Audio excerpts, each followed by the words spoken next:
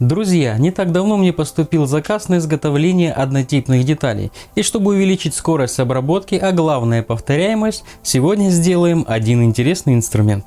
Приятного вам просмотра. Начну как обычно с кусочка фольги 22 мм. Так как весь он мне не нужен, порежу в нужный размер с небольшим припуском на обработку.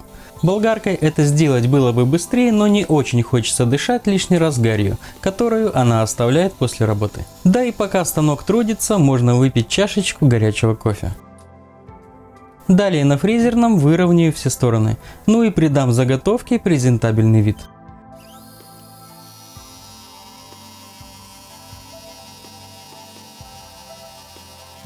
Плоскость с одной стороны пройдусь фрезой балеринка. Вообще у нее много названий, и если знаете их, пишите в комментарии.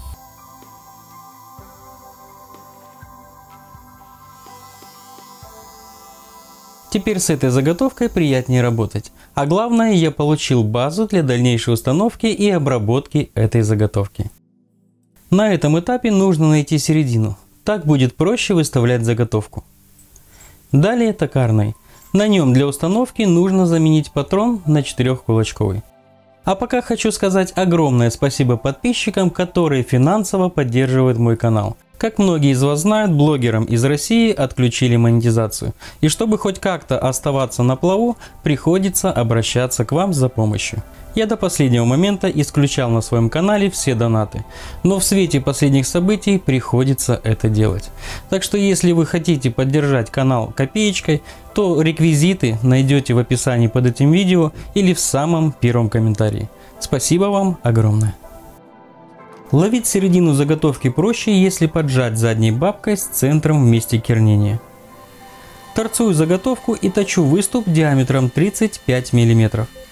В начале обработка ведется на удар, поэтому подача минимальная. К слову, на выполнение этой операции с перекурами у меня ушло около 1,5 часов.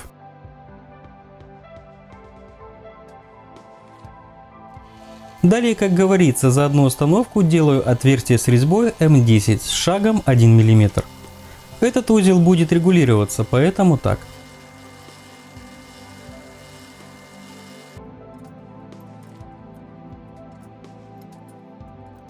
Готово. Пока эту заготовку в сторону и займусь второй. Здесь нужно будет выточить углубление для выступа первой детали. И также отверстие под винт регулировки и фиксации.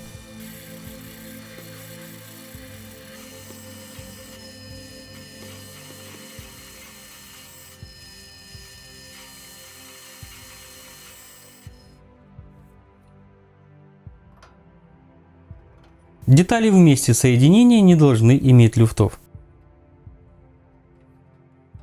За кадром в этой же заготовке с обратной стороны сделал углубление для винта. Теперь здесь же отфрезерую Т-паз. Для начала концевой фрезой выбираю паз на нужную глубину.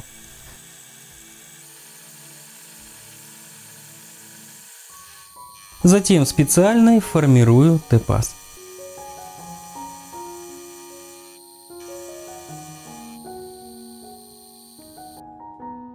В итоге вот такая деталь получилась. Из этого кусочка металла сделаю подвижную часть. Процесс обработки очень схож с прошлой деталью, только она выполняется снаружи.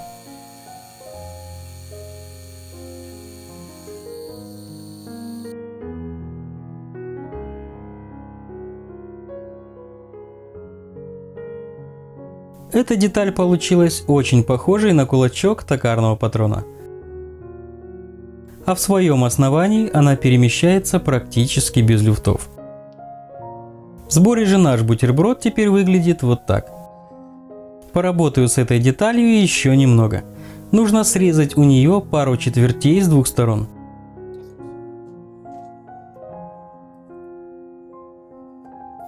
Как бы я ни хотел пылить в мастерской, без болгарки тут не обошлось.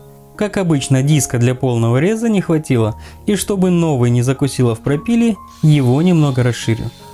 Если же сделать это невозможно, то лучше всего воспользоваться диском меньшей толщины.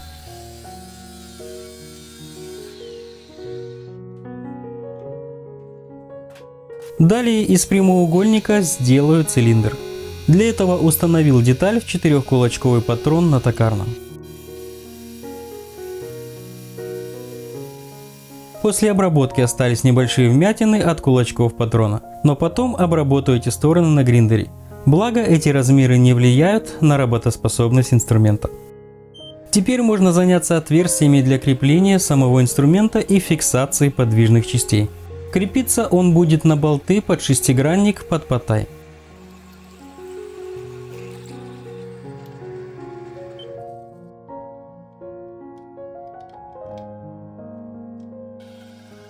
Подвижная же часть будет фиксироваться при помощи установочных винтов с резьбой М6.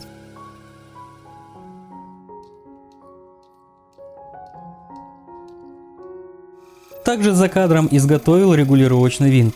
К сожалению, шлицы на нем в моей мастерской пока можно изготовить под плоскую отвертку.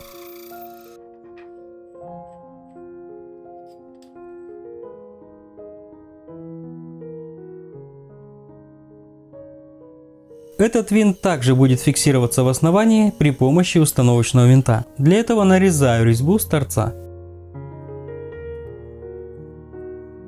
А чтобы резьба при фиксации не заминалась, сделал латунную вставку и на ней также нарежу резьбу.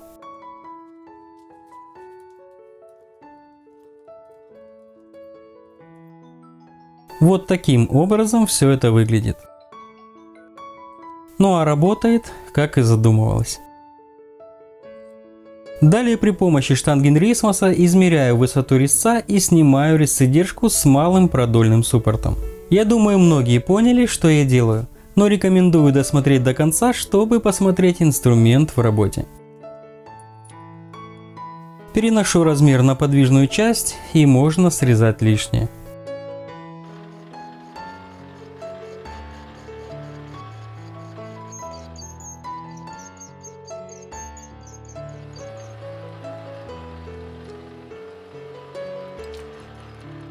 Далее определяюсь с местом установки пластины и зафрезерный станок.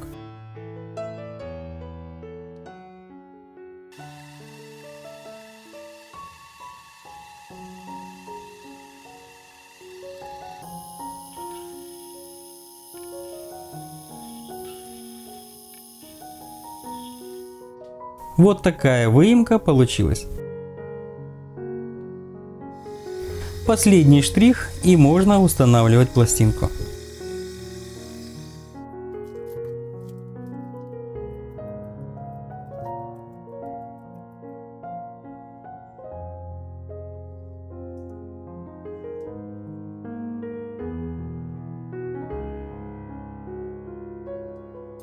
К этому инструменту еще нужно приделать ручку. В качестве штока ручки буду использовать вал от картриджа принтера. На нем просто нарежу резьбу М6. Когда все готово, нанесу разметку лазерным гравером от компании Watsan. Она позволит выставлять нужный диаметр при обработке.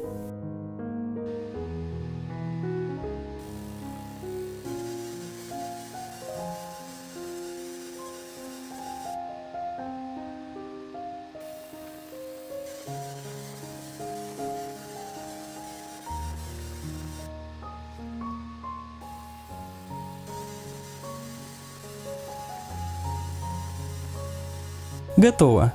Разметку можно оставить и так, но я хочу ее немного проявить.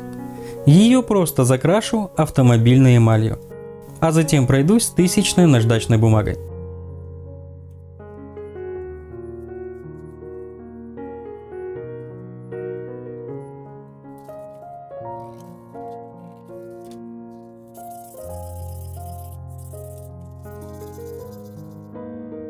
Наконец-то все детали готовы и можно собирать.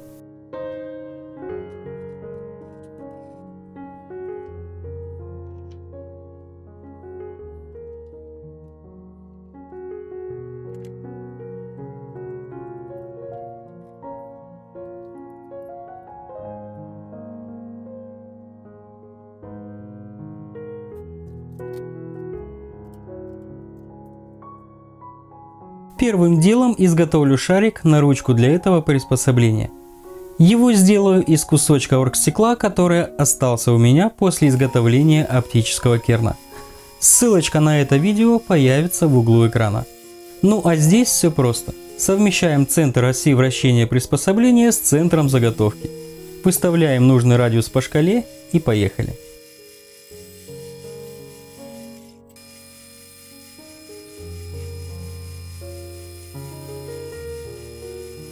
Одна ручка готова.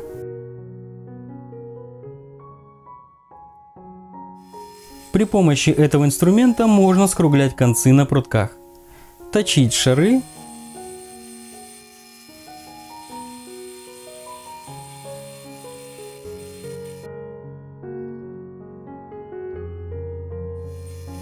ну или вот такие детали с нужным радиусом. А на этом у меня все. Ставьте ваши оценки, пишите комментарии. Пока-пока.